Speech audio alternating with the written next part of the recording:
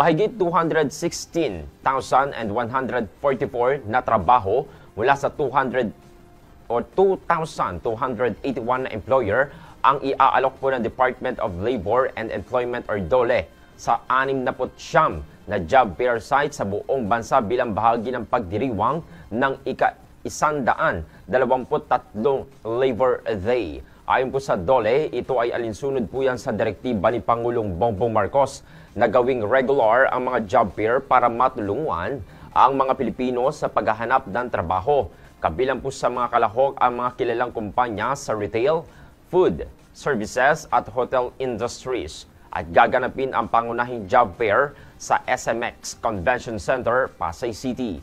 Samantala dito naman sa Batangas, nakatakdang isagawa naman ang job fair sa SMCT Santo Tomas kung saan mahigit 6,000 job vacancies mula po sa 26 na participating employers na naghihintay sa mga job seekers.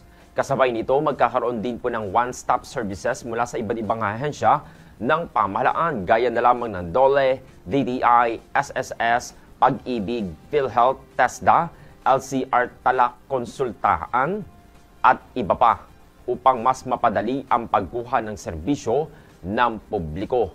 Hinimok naman ng DOLE ang mga job seekers na makipag-ugnayan sa mga Public Employment Services, Office or PESO at mga regional office para sa kompletong impormasyon tungkol sa mga bakanteng posisyon at iba pang job fair venues. Good morning, Batangas.